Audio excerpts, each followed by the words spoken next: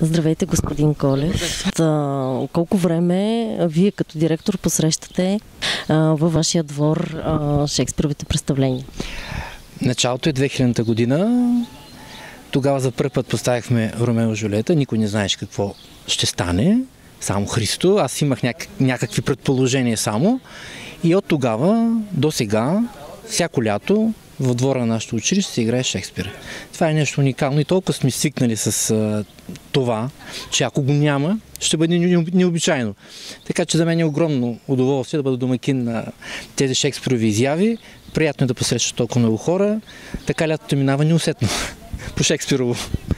Голяма част от децата от школата, които участват и се учат, те са първият им досег вероятно с текстовете на Шекспир.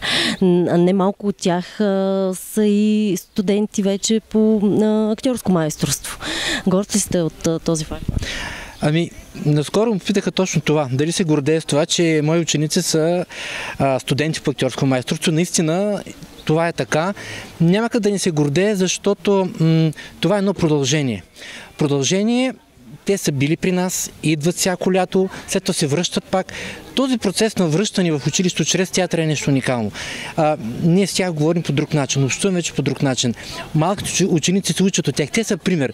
Децата винаги имат нужда от своите кумири и от своя пример. Ето ги, тези наши бивши ученици, които вече са актьори, са прекрасен пример за по-малките ученици. Наистина това е много вълнуващо и огромна гордост не само за мен, а за всички мои колеги. Предполагам, те развиват и интелекта си по някакъв начин с досега с тези текстове, с всички различни хора, които идват и обменят техния житейски опит с тях.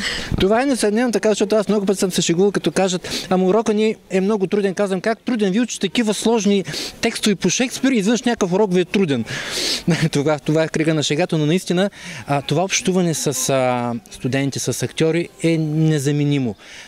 Връзката с друг тип хора, с студенти, с актьори, ето и сега в случай с гости от Англия, е незаменима школа за тези деца, тъй като те от тях попиват много, учат много. Онова, което няма как и училището, учебно часове да им го даде, много, много е важно това за тях. Предполагам, че вашето взаимодействие ще продължи занапред с Шекспировата представления и екипа, който стои зад Шекспировата школа. Какво бихте си пожелали взаимно, защото вие просто сте едно цяло, би могло да се каже?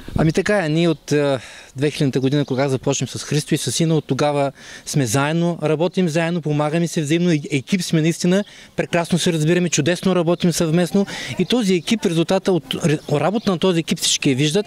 Какво мога да си пожелая, освен това да продължи, да се развива, да бъде все по-добро, да се случват все по-красиви неща. Публиката ни очаква всяко лято. Повярвайте ми, още от началото на годината започват да питат, това лято ще има ли представление. Тоест, ние сме направили нещо, създали сме го, клас е и хората го искат. И ние ще го продължим. Колкото да е трудно това, искаме го и ние. Защото ако това го няма, за мен лятото не е минало нормално.